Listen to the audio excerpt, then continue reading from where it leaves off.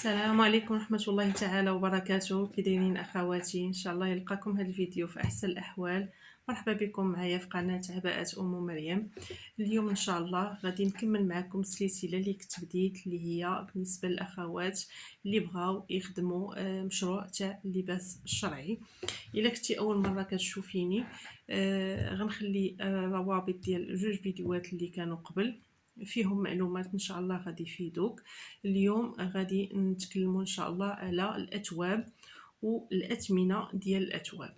يعني شنو الاثواب اللي نستعملوهم في العباءات ويجيو زوينين، وكذلك شنو هما الاثواب اللي كاينين باش نديروهم في الخمارات، وكذلك الاثمنه ديالهم بالجمله، يعني بالرولو وبالجمله غير غتاخدي غير شويه. كذلك الا كنتي يعني كتبغي تخيطي وكتبغي تشري الاثواب، ممكن انه يفيدك هذا الفيديو ان شاء الله.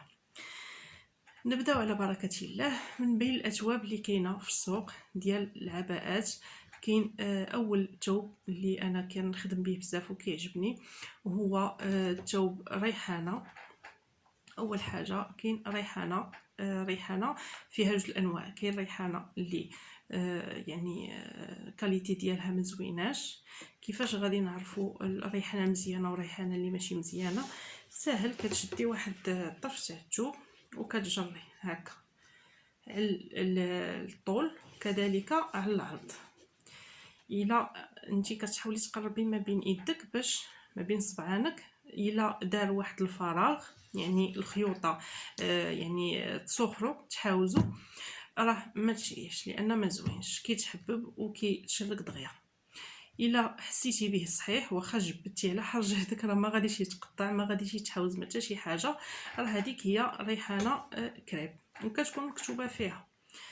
ان شاء الله نخلي لكم شي تصويره ديالها شنو كتكون مكتوبه، يعني في السينته الاولانيه، باش هكا كتفرقي ما بين الريحانه اللي مزيانه والريحانه اللي ما مزياناش. نمشيو دابا للثوب الثاني، هو البرادا. كيجي صراحه زوين وكيطلبوه بزاف الاخوات، كيعجبهم في اللبسه، خصوصا اللي ديما كدير ريحانه نهار ملي كتقيس عباءه برادا كيعجب هاد الثوب.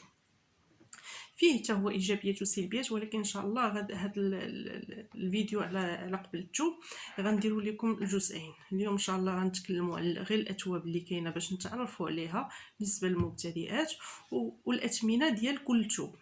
الفيديو الجاي ان شاء الله غادي نتعرفوا على الايجابيات والسلبيات تاع كل ثوب، وكذلك الاماكن فين ناخذوا بالجمله. نكملوا ان شاء الله. دابا كيف قلت لكم كاين البرادا. البرادا حتى هو كيف قلت لكم كيجي زوين في العباءات، كيجي زوين في هكا في الفرشه، يعني عباءه اللي كتكون عريضه كيجي فيها رائع زوين بزاف. راه تعرف هادشي، مات واحد العباءه سميتها عباءه البرادا، كانت نيت دارتها الاخت مريم شالاش. كان يعني هذاك الموديل كان جا زوين بالبرادا. خدمته بريحانه، ولكن من الاحسن الا كنتو غتخدموا بهذا الشكل خدموا بالبرادا، كيجي زوين. كاين الثوب الثالث اللي هو القطري.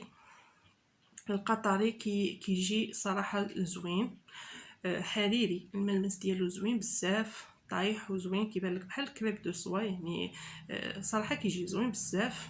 وبحال يعني ملي كديري شي عباءه به، خصوصا الا كانت فيها العقيق منبته ولا هكا فيها الطرز، راه كتبان بحال يعني مستورده، ماشي محليه. لكن هو ما صحيحش، هذا هو المشكل اللي فيه. المهم ان شاء الله بالنسبه للفيديو القادم انا غنفصل لكم مزيان كل ثوب كيف قلت لكم، والايجابيات والحاجه اللي فيه خايبه.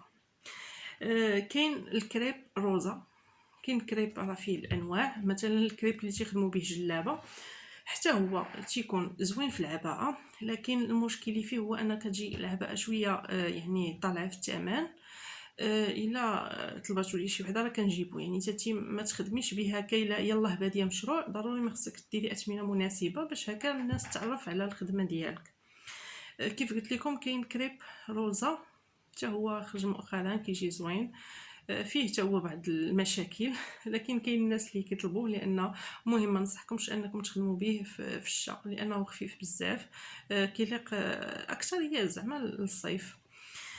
بالنسبه للاثواب الشتويه ما غاديش نهضر عليهم. بحال دابا هذا كذلك عباءه بالكاشمير، يعني حنا دابا على هاد زعما في هاد الفيديو ان شاء الله غادي نهضر غير على الاثواب اللي كيخدموا طول العام. الا بغيتوني نخدم لكم على الاثواب هكا سخان، مرحبا، خليوها ليا في لي كومونتير، وان شاء الله نجيب لكم تشكيله ونوريكم كل ثوب والفرق وكل شيء. دابا قلنا الريحانه، قلنا البرادا، قلنا القطري، قلنا روزا. كاين واحد الكريب كذلك مكرش على هذا الشكل، كيجي، نتمنى يكون واضح ليكم. هذا كاين اللي تيقول ليه كريب هكا، وكاين اللي تيقول ليه كريب مكرش. هو تيكون شويه بحال ما مصلوحش، ولكن هو هكا كداير حتى هو. كاين اللي كتطلبوا في العباءه، كيجي في العباءه زوين، خصوصا الصيفيه، عباءه صيفيه لانه بارد وزوين. كاين اثواب اخرى مثلا تكون رخيصه في الاثمنه، بحال النجم والمستقبل ورشاد الابرار. المهم كاين مجموعه، هما تقريبا انا كيجيوني بحال مغيرين غير السميه. المهم خير ان شاء الله. بالنسبه يعني الخمارات خصوصا الراسيه كيجيو يعني مناسبين، لان كيكون خفيف على الراس، لان بطبيعه الحال ريحانه ولا برادا ما ننصحكمش ديروا عباءه راسيه لانها كتجي شويه ثقيله. المهم حاولت انني نجيب لكم الاثواب اللي تخدموا تقريبا على طول العام، واللي خص اي وحده داخله المشروع تكون عندها علم بهم. نمشيو دابا للاثمنه. بالنسبه للاثمنه، ريحانه الا غادي تاخدي يعني غير شويه، لان انا كنصح اي وحده بغات تبدا واحد المشروع ولو عندها راس المال كبير ما تمشيش وتاخد رواله، يعني خصها تجرب الثوم. مثلا انا مشيت هذا مثلا، هذا برادا، شوف كيفاش يكون. هذا برادا عجبني خديته، غنشوف الموديل اللي انا دايره في بالي غادي نخدمه، واش غادي يجيني في برادا احسن او لا في ريحانه احسن. هذيك الساعه باش غنقرر مثلا الا كنت غناخذ الرولو ولا غناخذ واش تاع البرادا ولا تاع ريحانه. كيف قلت لكم الاثمنه تاع ريحانه كتختلف من منطقه الى اخرى. المهم انا نقول لكم الاثمنه ما بين وبين، وكل واحد عاوتاني وبشحال تيبيع، تلقاي حوانت مصافه، يعني واحد حدا واحد وكل واحد والاثمنه اللي داير. بالنسبه للريحانه كاين اللي كيحسبها 37 درهم يعني المتر عادي، يعني مثلا غتاخدي عنده 3 متر ولا هو ما داير مشروع لا حتى شي حاجه، يحسبها لك ب 35 700 ريال. انتي راه غادي تدوري بطبيعه الحال وغتشوفي يعني السوق، وتشوفي اللي غيدير معاك الثمن مزيان راه غادي تاخديها من عنده. كاين اللي غيحسبها لك ب 27، كاين اللي يحسبها لك 28 درهم، 29 درهم، حتى ل 30 درهم، حتى ل 31. كل واحد وباش كيحسبها. جمله كيفاش جمله؟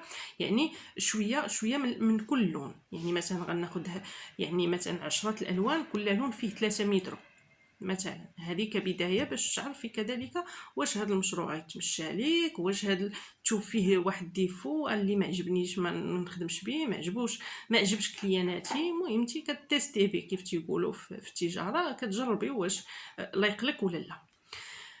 بالنسبه للبرادا، برادا كاين اللي الا غتاخدي غير مثلا غير 3 متر فقط راه يحسبها لك ب 40 درهم، كاين اللي تيحسبها حتى ب 45 درهم.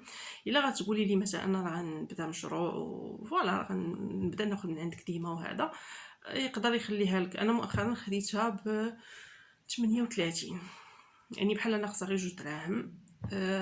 وكاين اللي غيحسبها لك ب 32، انا واحد المره خديتها ب 32. كاين اللي يحسبها لك ب 35. المهم نتيا وزهرك على حساب الكاليتي، لان فيها حتى هي البريمير وفيها اللي تكون واقفه شويه.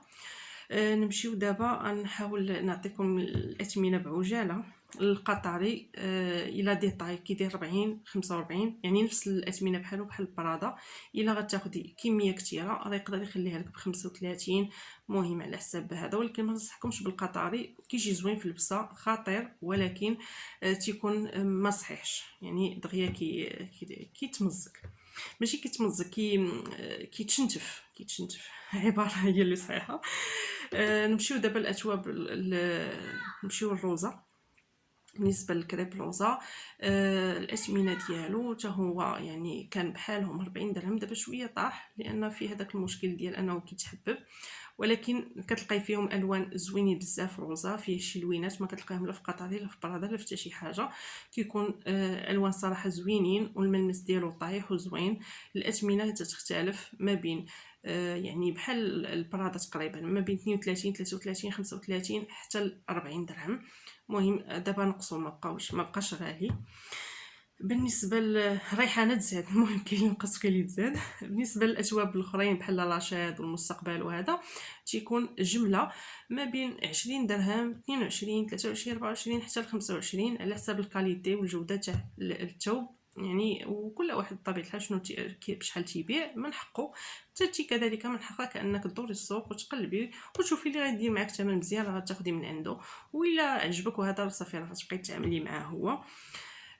كان هذا هو الفيديو ديال اليوم. بغيتش نطول عليكم بزاف، ان شاء الله غادي ندير فيديو من مورا هذا فيه الايجابيات والسلبيات تاع كل ثوب بالتفصيل، وكذلك منين ناخذوا الاثواب ديال العباءات بالجمله.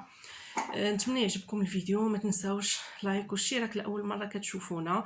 الا عرفتي شي صديقه ديالك بغات تبدا هذا المشروع بارطاجي معها الفيديو، ان شاء الله يفيدها. وخليتكم على خير. السلام عليكم، الى اللقاء.